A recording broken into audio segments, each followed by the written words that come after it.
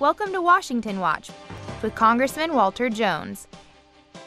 Each month, we take a look at the events happening in Washington, D.C. and how they affect our lives here in eastern North Carolina. Beautiful little horse. It is God's gift to the world. So thank you so much, Mr. Chairman and Ranking Member. Thank you for it. And now, here's your Congressman, Walter Jones. Welcome to our edition of Washington Watch. I think this is going to be one of the most interesting programs that I've done in a number of years. Peter Schweizer is an author, but first I'd like to tell you that Peter is married with 2 children. He is also the president of the Government Accountability Institute.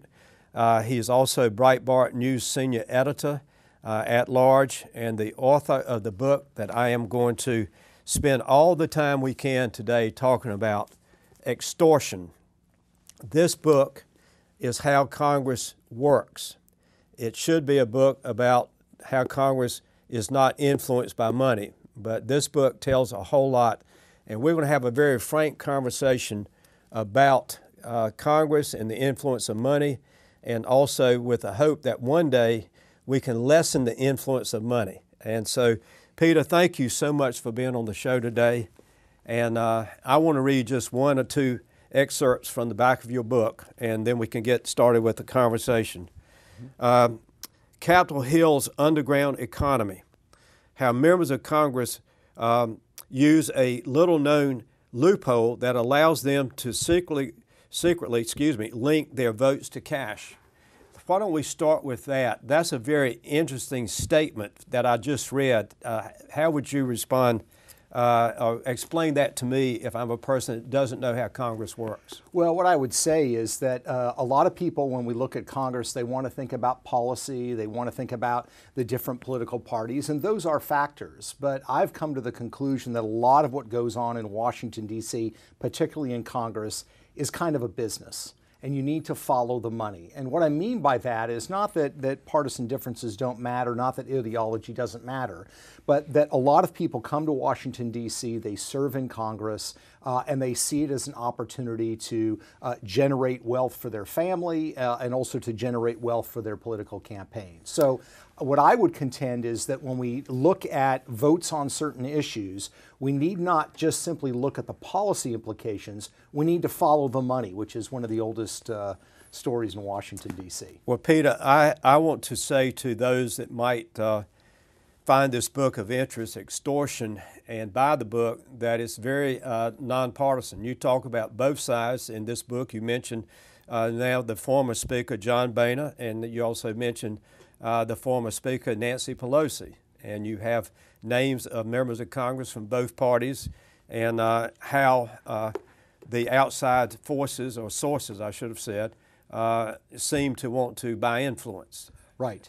And I think what's interesting to keep in mind is that, think of influence kind of as a marketplace, right? There are buyers and there are sellers of influence. The buyers, of course, are outside organizations. It can be large corporations. It can be labor unions. The sellers are people in positions of political power, which is, powerful members of Congress, people in the executive branch. And my contention is that a lot of the focus historically has been on the buyers of influence, on outside corporations, outside labor groups, and there needs to be scrutiny there. But my contention is that the model we're dealing with is not so much kind of the notion of bribery, that politicians are tempted by these outside influences and eventually they succumb and give in. But the model oftentimes can be one more of extortion, that political figures know the power they have. They know that they can pick winners and losers. They know that they can give a thumbs up or thumbs down to a corporation or a labor union that will have dramatic effects. And they are, in effect, able to use that position to extort benefits from these outside interests.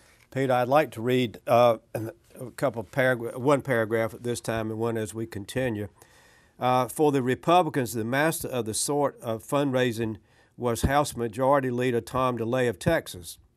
DeLay created a corporation's enemies list, telling companies that if they failed to make large enough donations, they would be legislatively repercussions.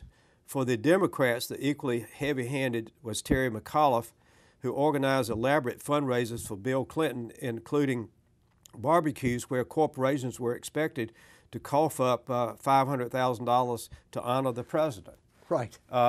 This is not a Republican issue or a Democratic issue. To me, it is a good governance issue. Yes. And I do want to tell the people watching this show that I always tell people back home, Peter, because I work with a system of raising money, which is approved for both parties, but I don't really like the system, but it's what I've got to work with.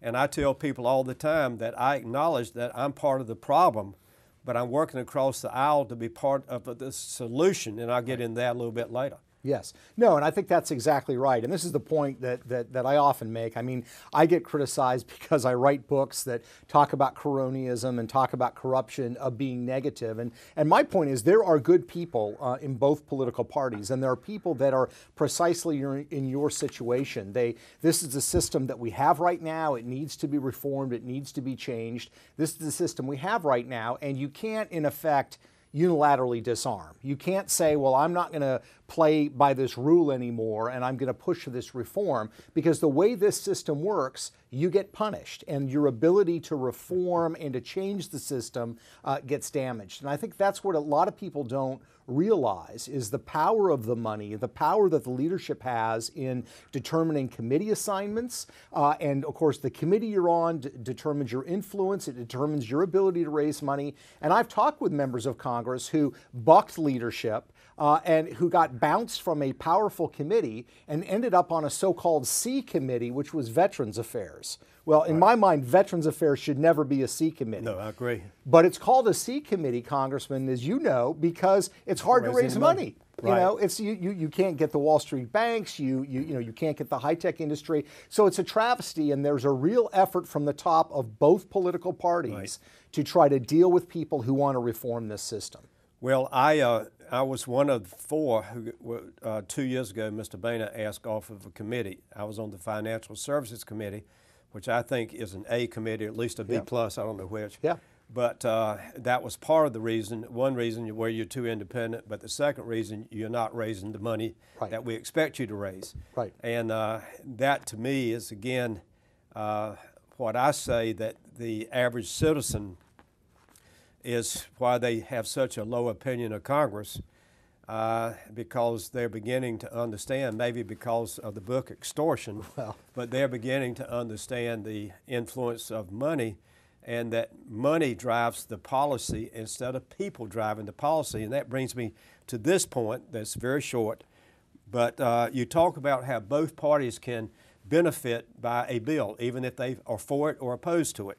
And it says, but in fact, they are partners in a commercial enterprise to entertain and extract money from an audience. No matter who wins the match, everyone gets paid. And I wrote in my own hand the trade bill. Yeah. Because that's a prime example of the point that you were making. Yeah, no, and that's exactly right. And so you think about the trade bill, piece of legislation comes forward, and obviously there are strong policy questions that need to be discussed and debated. But look, there's a lot at stake in this bill. And what it does is it creates kind of an arms race situation. So the people who stand on one side drum up the fear and say, you know, to their interests, you need to raise money, you need to maybe hire my cousin to be a lobbyist on this bill, you need to hold fundraisers, you need to give to my leadership PAC, you need to give my joint fundraising committee PAC, you've got to give money to, my political party. And the other side does the exact same thing. And at the end of the day, whether the bill passes or not, both sides of the political equation end up raking in a lot of money. And I think part of the problem that we have is so many issues now come forward where they're absolute winners and absolute losers. And what our founders wanted to do, of course, was have a lot of issues settled at a state level so you could have a laboratory. So, you take healthcare reform. If Vermont or California wants a certain type of healthcare system, perhaps encourage that, allow Texas or North Carolina to have a different system. But when you try to create a national system, it creates this kind of scenario of an arms race, as it were, with a lot of interest pouring a lot of money in, and this is precisely what the leadership wants. Well, I want to go back to the point of committees and being on committees or off committees, A, B, or C. You and I both know that when a person becomes a committee chairman, Democrat or Republican, of an A committee, then they are given a figure that Right. they must raise to be the chairman. Most everyone is qualified, some maybe more than others, but that's what you've got to do as chairman of the committee. And I remember the former chairman, not now, but the former chairman of the Armed Service Committee, a good man from California. I think now he's in the consultant world. He's left Congress. But he actually was number 2 to Roscoe Bartlett from Maryland, who was in line to be the chairman. And Buck McKeon from California was able to jump over Roscoe to become chairman of the Armed Services Committee because of the two. Buck could raise more money than Roscoe. Right. Roscoe's like me, he's not very good at raising money. Right. But that's just another example of, and again, I want all the viewers watching this show to know that we're talking about both parties. We're not talking about one or the other, but obviously I'm a Republican, so I know more about what happens on my side. And of course, you have a better view of both sides. But you know, to me, I don't believe in leadership PACs. I mean, this is also in your book. You talk about how leadership PACs, and you mentioned a young member of Congress who just got here a couple of years ago. He set up a leadership PAC already. Right. So it's just that the system, that's why I hope with this presidential campaign, and especially with Ben Carson and Donald Trump, they're talking about they're the outside forces, and that the system needs to change. And I just hope that the American people get behind a change, because I think this is getting, since Citizens United, my humble opinion, I think was a bad decision by the Supreme Court, because that created our super PACs, and a multi-millionaire can write $1 million check for anybody he wants to support. And I see where somebody just came out to help Mr. Rubio, who's going to finance his campaign. And it's not so much that he's buying or any candidate is being bought, it's the implication. It's the perception by the people that this is not their government anymore. It is the government of the money, not the government of the people.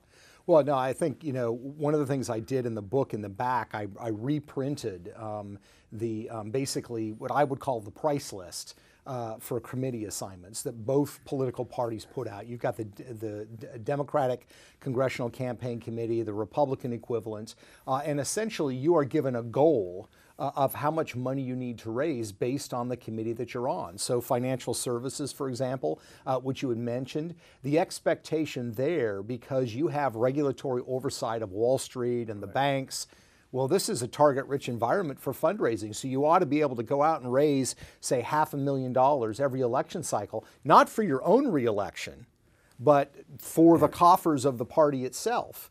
And so they literally assign a price valuation. This is, again, both political parties that have done this. And to me, it's a travesty. I was kind of naive when I first started looking into this, Congressman. I actually sort of thought that somebody who had background in military affairs or somebody who had background in, let's say, law enforcement would end up on armed services or on you know, a judicial committee. And some of that may apply, but the reality is that the committee assignments have a lot to do with ability to raise money. And people aren't aware of that, and it, to me, is sort of an outrageous sort of implication of what's being done. The other thing that comes out that I don't need to tell you about is how much time so many congressmen spend raising money, particularly if you are in a highly competitive district or a district that has very expensive, you know, media markets. You know, if you're in Los Angeles, for example, you need to raise a huge amount of money, particularly if you're in a competitive district. And by some estimates, congressmen are spending 70% of their time raising money, and you know, they're in a committee hearing, they have to leave, they can't conduct the business, so they'll walk, you know, to go on the public sidewalk to talk to a contributor and talk to a donor. My view is that we need to think about some reforms for changing that. And one of the things that I proposed is doing in Washington, D.C. what is done in 29 other states, including Florida, where I live, which is they actually put the restriction on the politician. In the state of Florida and 29 other states, when the state legislature is in session, the members of the state legislature are not allowed to solicit or receive campaign contributions. I think if we did that, and I would love to hear your thoughts on that, I think if we did that in Washington, D.C., we'd have a lot shorter congressional sessions. Well, Peter, the reason I'm smiling, when I was in the North Carolina House of Representatives, I introduced the same bill that's still on the books. Wonderful. During the long session in North Carolina, you cannot have a fundraiser. Fabulous. And actually, Senator Tillis, now in the United States, Senator Tillis was the Speaker of the House, and he found a way to bypass that because he was not running for a state position; he's running for a federal. But it's still in play. I mean, I get it, and I would love, you know, I want to go back to that. I'm sorry, this time is really going quickly, but the sad thing about Washington, I don't think you can get a reform bill since McCain-Feingold until you have a scandal. Yeah. And I mean that sincerely. I hate to say it, but I think it's true. I look at the bill that Mr. Sarbanes and I, we're going to be doing a news conference on Thursday afternoon up here with some outside group to talk about an alternative. You won't change the system we have until you go back through the judicial system. You know that, and I know that. But you can have an alternative. And real quickly, Sarbanes and Jones, Sarbanes' bill basically says that you have to raise 80% of your money from your state. Yeah. And then it's got other criterias, but I don't think that, I would never forget real quickly that Bob Ney came out of prison.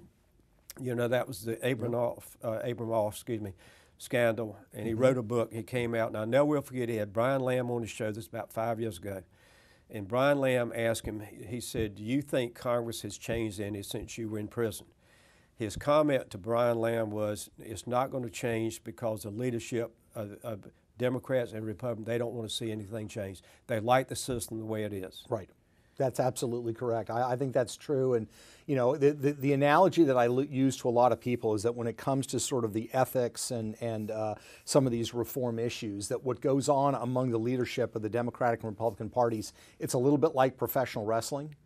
You know, when I was a kid growing up, I grew up in Seattle, and I would turn on the public access, and the first time I saw professional wrestling, guy hitting some guy with a chair, throwing him out of the ring, Congressman, I thought, this is incredible. These guys really hate each other.